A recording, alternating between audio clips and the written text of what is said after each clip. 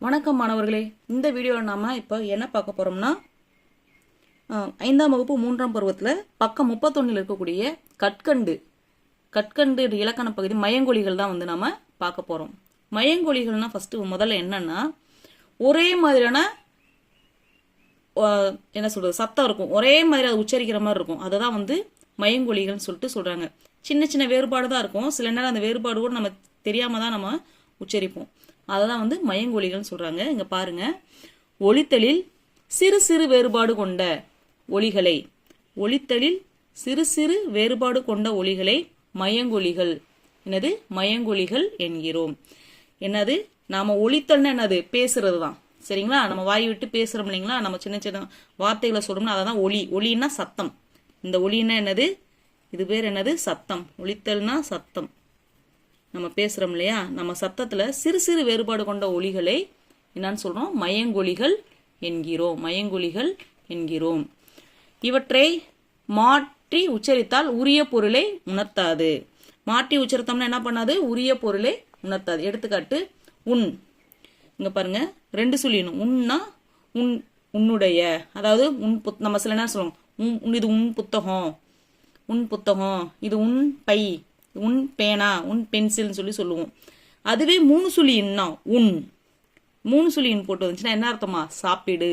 மூணு சுழின்னு வந்துச்சுன்னா சாப்பிடு. ரெண்டுக்குள்ள வித்தியாசத்தை பாருங்க. ரெண்டு சுழின்னு வந்துச்சுன்னா உன்னுடைய அப்படின்றத குறிக்கும். மூணு சுழின்னு வந்துச்சுன்னா சாப்பிடு. எப்படி பொருள் மாறுது பாருங்க. அடுத்து பாருங்க ஒலி. இந்த ஒலின்றது ஓசை, சத்தத்தை குறிக்கும், சரிங்களா? இந்த ஒலி வந்து ஓசையை குறிக்கும். இந்த ஒலி பாருங்க, இது வந்து எதை குறிக்குதுன்னா வெளிச்சம். இது வந்து எதை குறிக்குது, வெளிச்சம். இங்க பாருங்க ஒளி, இது வந்து எதை குறிக்குது, அழித்தல். இது வந்து எதை குறிக்குது, அழித்தல். இந்த உச்சரிப்பு பார்த்தீங்கன்னா சின்ன சின்ன வேறுபாடு தான் இருக்கும். லி லி ழி, இது பார்த்தீங்கன்னா சின்ன சின்ன வேறுபாடு தான். ஆனால் நம்ம வந்து ஒளி அப்படின்னு சொல்லிட்டு எழுதும்போது மாற்றி மாற்றி இந்த லீயெல்லாம் போட்டோம்னா எல்லாமே அர்த்தமே வந்து அதுக்கு மாறிடும். அதனால வந்து இதை தான் வந்து என்ன சொல்றாங்கன்னா மயங்கொலிகள்.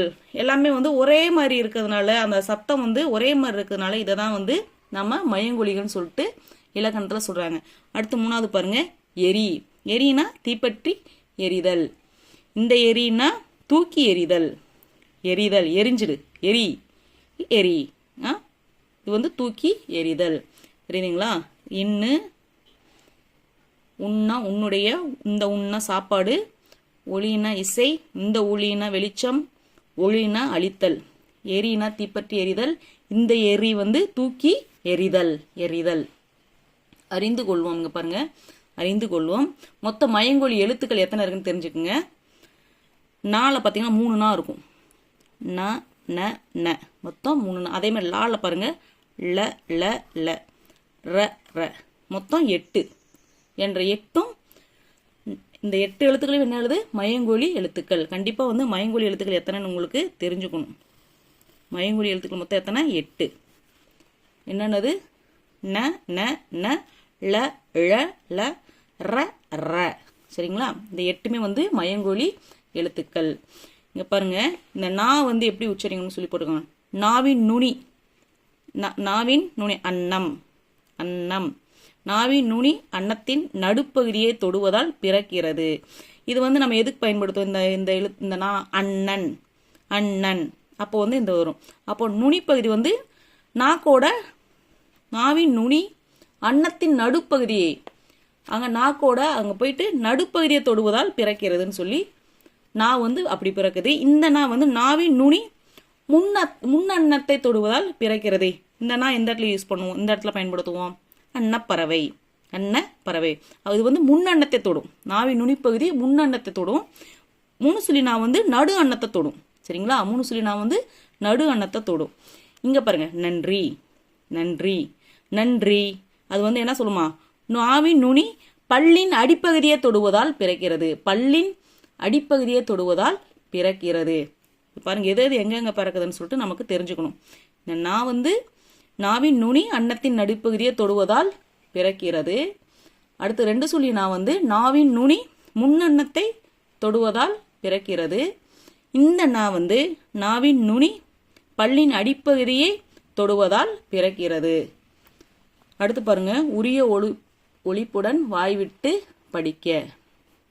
ஃபஸ்ட்டு ல, உலகம். ல, உலகம். உலகம், பாலம், பழம், மலர். அடுத்து பாருங்க, லா, பழம், அழகு, உழவு, பழக்கம். அடுத்து ல, குளம். குளம், வளம், பவளம், உள்ளம். உள்ளம். ர, மரம், விரல், உரம், நேரம். ர, முரம், சிறகு, விறகு, பறவை. 3 சொல்லினா, பணம், குணம், மணல், கணக்கு. ந, நன்றி, நட்பு, நடிப்பு, நதி. 2 சொல்லினா, மனம், சின்னம், மனம், சினம். சரிங்களா? இதை திரும்ப திரும்ப நீங்கள் வாசித்து பழகுங்க. வாசித்து பழகணும்னா தெரியணும். நம்ம வாசித்து பழகும்போது தான் இது எப்படி நம்ம உச்சரிக்குதுன்னு சொல்லிட்டு தெரியும். இது எல்லாத்தையும் கொஞ்சம் பாருங்கள். சரிங்களா?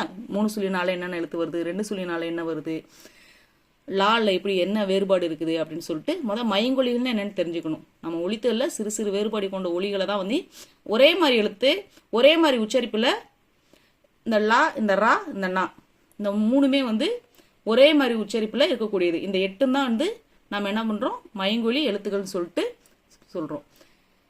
பார்க்குற ஒவ்வொருத்தருக்கும் இந்த வீடியோ புரிஞ்சிருக்கும்னு நம்புகிறேன். பார்க்குற எல்லாரும் லைக் பண்ணுங்கள், சப்ஸ்கிரைப் பண்ணுங்கள், பக்கத்தில் இருக்க பெல் ஐக்கானை ப்ரெஸ் பண்ணுங்கள். நண்பர்களும் பார்க்கணும்னா வீடியோவை ஷேர் பண்ணுங்கள். நன்றி, வணக்கம்.